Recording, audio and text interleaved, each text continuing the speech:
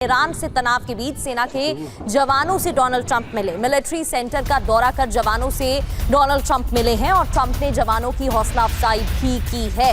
तो एक तरफ ये बयान सामने आ रहे हैं जहां उनकी तरफ से कहा जा रहा है कि खाड़ी देश और ईरान की अपील के बाद युद्ध रोका गया है। हॉर्मूज को लेकर सहमति, लेकिन ईरान से तनाव के बीच सेना के जवानों से भी डोनाल्ड ट्रंप मिले।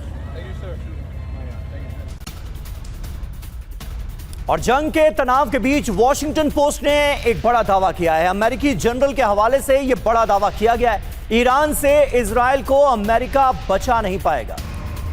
बैलिस्टिक मिसाइल हमले रोकना संभव नहीं है। अमेरिका के पास नेवी डिस्ट्रॉयर्स की कमी है, ये कहा गया है वॉशिंगटन पोस्ट में, वो भी एक अमेरिकी जनरल के हवाले से।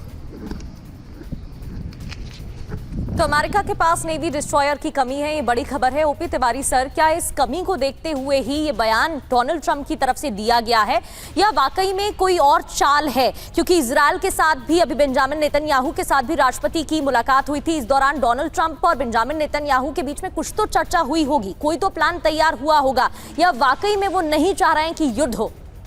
प्रगति, देखो, ये पिछले 2 हफ्ते से 3 हफ्ते से जो चल रहा है एक पैटर्न है। ईरान ने अपने वॉर का स्कोप नहीं बढ़ाया, ना अमेरिकन नेवी पर अटैक किया उसने, न इजराइल पर अटैक किया है। फिलहाल उसने वही गल्फ नेशंस के वही बेसिस टारगेट किए हैं जहां पर अमेरिकन रह रहे हैं। तो ईरान भी बर्बाद हो चुका है। ईरान भी नहीं चाहता था कि मैं इसका वॉर का स्कोप बढ़ाऊं। अब भले ही जैसे ही अमेरिका का जो अटैक है वो भी एक जो जिनके आइलैंड से बीच में वो सदर्न ईरान के पोर्शन में वही कंसंट्रेटेड है। फिलहाल ये जो स्टेटमेंट उन्होंने दिया ये सही दिया है कि बिकॉज इतनी सारी लड़ाई के बाद उनका स्टॉक बहुत कम हो जाता है।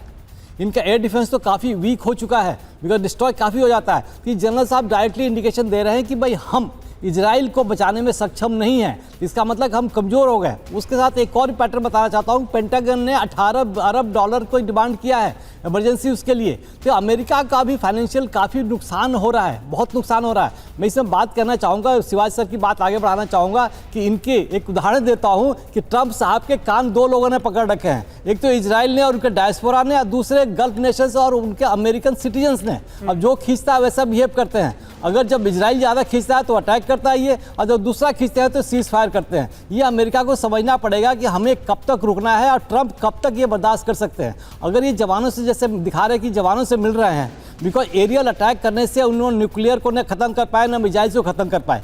अगर ये चाहते हैं कि हम आप बूट्स ऑन ग्राउंड उतारें, ये बहुत बड़ी गलती होगी। हो सकता है कि इनकी स्ट्रैटेजी अगर हो तभी मिल रहा है, लोगों को चाहते हैं, और अगर उतार पाएंगे तभी सफल हो सकते हैं, लेकिन इसकी प्रोबेबिलिटी 0 है। सफलता उनको ईरान में अमेरिकी जनरल के हवाले से वॉशिंगटन पोस्ट की जो खबर है उसमें तो साफ तौर पर ये वो कहते नजर आ रहे हैं कि अमेरिका चाह कर भी इजराइल को बचा नहीं पाएगा अगर ईरान इस बात पर आमादा हो गया कि इजराइल को तबाह करना है।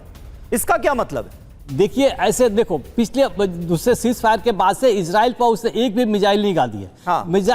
ईरान के जितने पैट्रियट्स है, जितने एयर डिफेंस सिस्टम थे, छोटे वाले जो एक्टिव है, लेकिन बाहरी एक्टिव नहीं है।